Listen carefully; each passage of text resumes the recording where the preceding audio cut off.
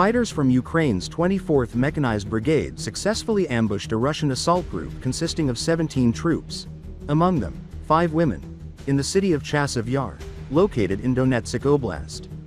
The Ukrainian forces used drones and mortar fire to target the group, as confirmed by drone footage shared on various Telegram channels. The Russian unit had arrived with 2 armored vehicles and attempted to advance by splitting into smaller groups and approaching from multiple directions. However, Ukrainian defenders disabled both vehicles using drone-dropped explosives and precise mortar strikes. 2 Russian soldiers were killed, and another 11 were wounded in the attack. The remaining troops, including the injured, were forced to retreat. In a separate incident, another group of Russian troops tried to raise the Russian flag in different parts of Chasiv Yar. Ukrainian drones intercepted and eliminated all the soldiers involved in this symbolic effort. Despite Russian claims that Chasiv Yar is fully under their control, Ukraine insists that its forces remain active in the city. As proof, Ukrainian military channels have released footage showing Ukrainian soldiers raising their national flag within Chasiv Yar, challenging Moscow's narrative and underlining the contested nature of the battlefield.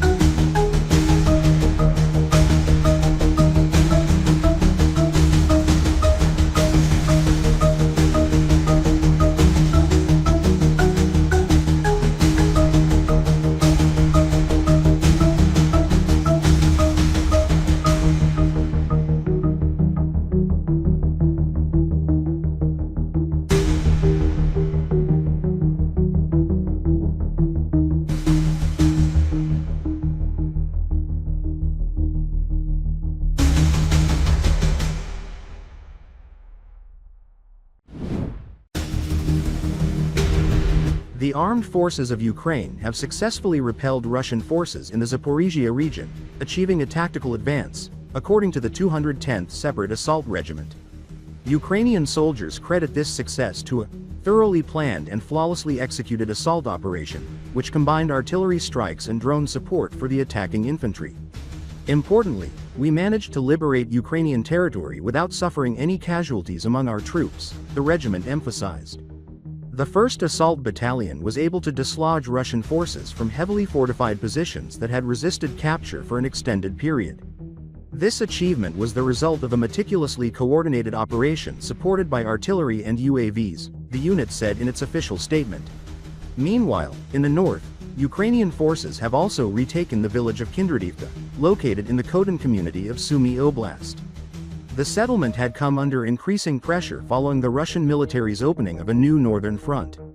The liberation was confirmed by Ukraine's Kursk military grouping, which reported that stabilization efforts in the area are currently underway. Military analyst Bohdan Miroshnikov commented on the significance of the operation. "Our forces liberated Kindradivka a few days ago. Each reclaimed settlement represents a story of determination, sacrifice, and courage, success won through sweat, blood, and resilience." He noted that although these advances may appear small in scale, they are strategically meaningful and come at a high cost. Ukrainian forces are slowly but steadily chipping away at the flanks of the Russian advance in Sumy Oblast. While the liberation of Kindradivka marks a notable step forward, fighting in the region remains intense. Ukrainian troops continue to hold the line under relentless pressure from across the border. Following the successful operation in Kindradivka, Ukrainian assault units launched a new offensive on the nearby village of Alekiivka. Reports indicate that fresh Ukrainian reinforcements have been deployed to that direction, placing additional strain on Russian defensive efforts. The 425th Separate Assault Regiment of the Ukrainian Armed Forces is also engaged in operations in the area. On a separate front, Russian forces have made some tactical gains between the cities of Kostyantynivka and Pokrovsk in the Donetsk region. The enemy's primary objective appears to be encircling Pokrovsk from the east, seeking to place the city under a state of partial siege.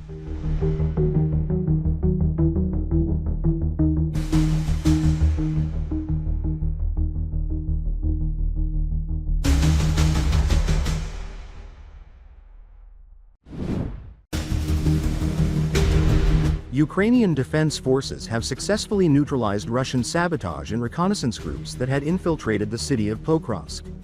This was confirmed by Ivan Tymochko, chairman of the Council of Reservists of the Ground Forces of the Armed Forces of Ukraine, during an interview with Ukrainian radio. Tymochko explained that both sides employ the tactic of sending small sabotage units behind enemy lines, and such operations are common along the entire front. It's not a question of whether or not the Russians are trying to break through. This kind of activity is ongoing across the front. Unfortunately, the enemy did manage to infiltrate Pokrovsk, but those groups were swiftly eliminated.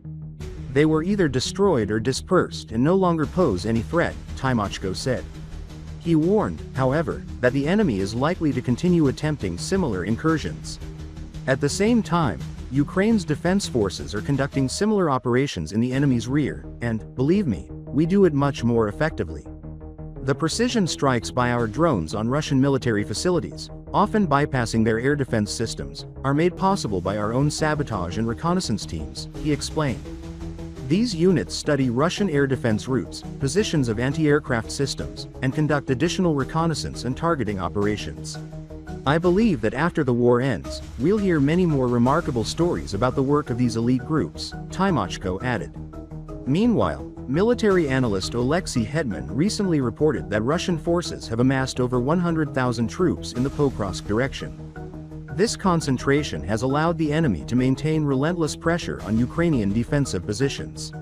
According to Hetman, the situation near Pokrovsk remains highly challenging, with up to half of all current frontline clashes occurring in this sector. The sheer number of Russian troops in the area enables them to conduct tactical rotations more frequently. Units aren't withdrawn to their home bases, but rather to positions just a few kilometers from the front line, where they can rest and recover before returning to combat. These rotations happen every 7 to 10 days, allowing the Russians to maintain a nearly constant presence of fresh forces, Hetman explained.